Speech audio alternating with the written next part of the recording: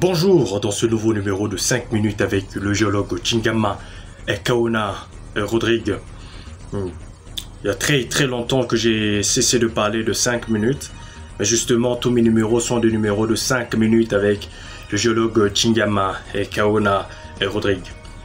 Alors nous sommes en train de continuer avec cet enseignement sur la géochimie, la prospection géochimique, n'est-ce pas, qui est, n'est-ce pas, une branche, n'est-ce pas, de la prospection en général, n'est-ce pas. Nous avons dit que, n'est-ce pas, une prospection, n'est-ce pas, minière passée par différentes phases, notamment le choix de la ressource minérale, la documentation, le levé, n'est-ce pas, géologique, et on pouvait, n'est-ce pas, parler, n'est-ce pas, de la prospection géochimique. Alors, nous allons commencer par vous donner, donc, premièrement, le principe, n'est-ce pas, donc le but, le principe de base et tout ce qui va avec la prospection, n'est-ce pas, géochimique. Nous vous introduisons, n'est-ce pas, à une série d'enseignements très approfondis de la prospection géochimique. En fait, la prospection géochimique est l'une des parties de la géochimie appliquée à la recherche minière, n'est-ce pas. Elle est généralement considérée comme une méthode indirecte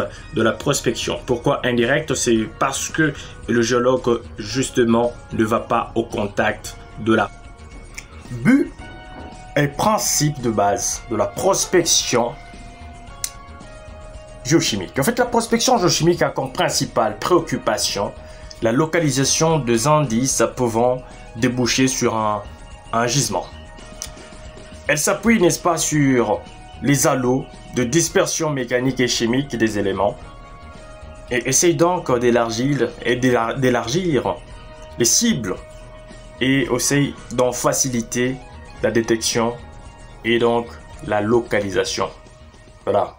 Donc, nous sommes en train de parler du but et des principes de base de la prospection géochimique, n'est-ce pas? La préoccupation principale, c'est donc la localisation des indices pouvant donc déboucher, n'est-ce pas, sur un gisement. Alors, cette méthode de prospection ou la prospection géochimique consiste à utiliser systématiquement des mesures, n'est-ce pas, d'un ou plusieurs éléments chimiques sur des matériaux naturels pour localiser les halos de dispersion marqués par, premièrement, des traces chimiques fortes indiquant la présence de concentrations métalliques et deuxièmement, des traces chimiques indiquant des phénomènes d'altération. Troisièmement, c'est donc des traces chimiques précisant les contextes géologiques.